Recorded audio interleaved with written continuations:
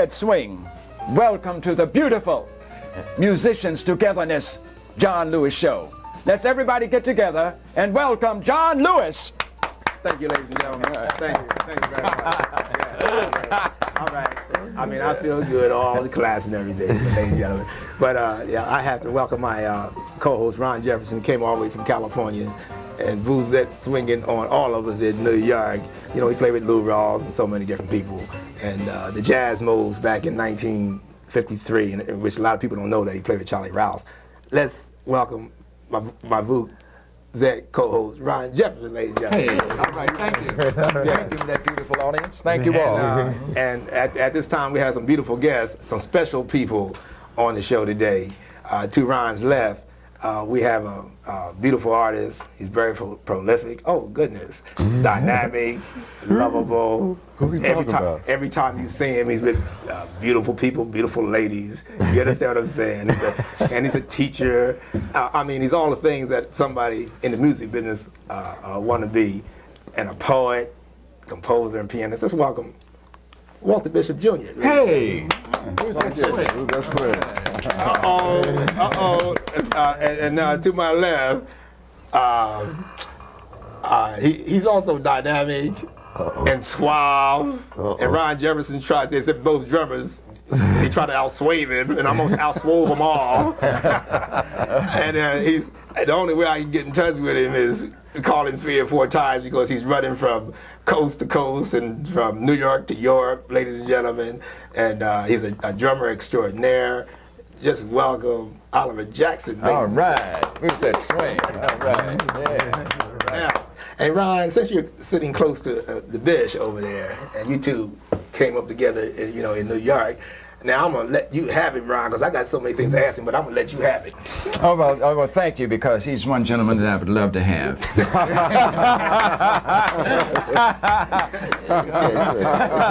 Yes, because like you said, John Lewis, he's beautiful, and he has a lot of love in him, and he's been out on the scene a long time, and he is a legend, because he's come through really, as we say, the bebop era of jazz, and he's come through one of the messiahs, and that's been Charlie Parker.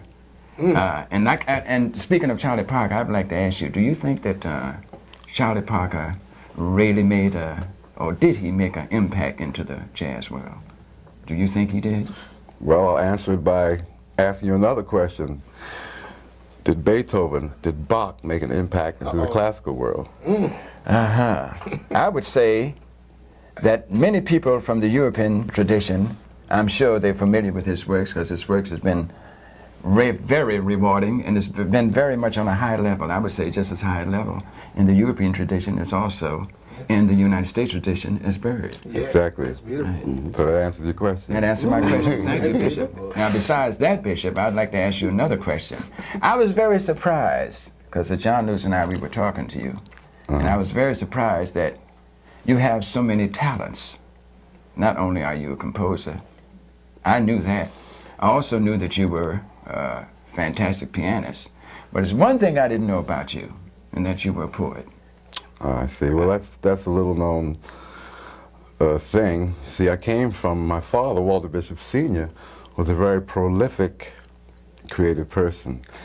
He was a composer, and he was a lyricist, he was a writer, he was a painter, you understand? I learned from him that it's never too late to learn anything you want to learn. I mean, he studied Schillinger, he was in his 40s, he took painting, oils, he was in his 50s, okay? So I saw that it's never, you can always extend yourself. I feel about it like it's all creativity. Say it's a liquid. You've got this glass, this glass, this glass. You can pour it to this glass, you can pour some into this glass. It's all your creativity. It has to do with where you channel it. You see, it all has the process of creative thinking that comes out instrumentally, also comes out in me verbally when I speak.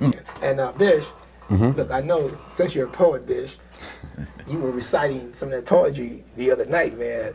We would love to hear him recite one of those poems, man. Because Bish he's shocking, Ron. Right. Yeah, you have to read. You have to read one, Bish. Yeah, I will. And this is, ladies and gentlemen, this is the other side of,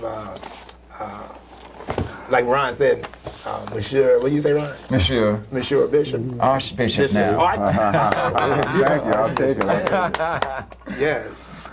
This came about as about 3 years ago. They had a Max Roach festival on WKCR, and we played 200 hours of Max Roach, and I was asked to do an interview. Yeah. So I did the interview, and I spoke about how Max was one of our most politically aware musicians, how he's one of the most astute, spokesmen for the music and all that, things that might be little known other than his musical talent. And so I gave this interview. After the interview, the interviewer asked me, well, how would you sum up Max in a few words? And I said, Max is a roach. A roach is a survivor. Older than man. I mean, roaches, you can't kill roaches. You spray them here, they move there. You spray them here. I mean, we consider them pests, but they're survivors. Max is a roach.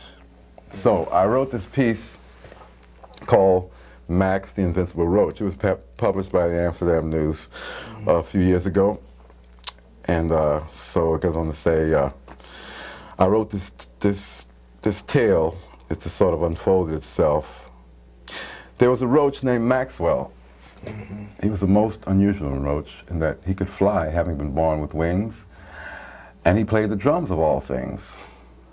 From his home in South Carolina, he came to the big city via Brooklyn. There he got hooked up with some other insects. Let me see. There was a yard bird that flew in from Kansas City. And man, he could play the blues on alto like you never heard. He became known as the Bird. A bedbug named Burks, who could play notes on the trumpet that would make you dizzy. Then there was the loneliest bug, played piano and wrote music. Now, to my mind, he was the strangest bug of all. Played piano, wrote music off the wall. They say he was born around midnight, and I wouldn't doubt that at all. So these plus some other bugs and creatures got together, they created some of the damnedest sounds you ever heard. Soon, the other insects spread the word. They used to congregate in a place in Harlem called the Uptown Bug House. So soon the other insects, they spread the word. They proclaimed a new music is born. Bebop, it was called. And it spread like wildfire. Grasshoppers did the Lindy to it. Even the jitterbugs waltzed to it. Now, all the insects wanted to learn it. But, hey, you couldn't be jiving. I mean, you had to earn it. Well, bugs came running from far and wide to learn this music. Society, downtown, got the word that Harlem was being infested with roaches and bedbugs, creating these strange new sounds. They decided they must exterminate the creatures lest they filter downtown. So, the exterminators came with insecticides, pesticides, DDT, Black Flag, and others. And they sprayed and kept on spraying. But these creatures are dedicated alive. They prayed and prayed and kept on playing. So you dig what I'm saying? Instead of dying, they just kept multiplying. Well, society at its wit's end decided to bring in the big rock to crush them. Well, let me tell you, that did slow them down quite a bit because they all couldn't survive it. It even left Max in Poco Loco. They couldn't kill Burks, just made him stronger. Felonious, I'm told, is hidden away to last a bit longer.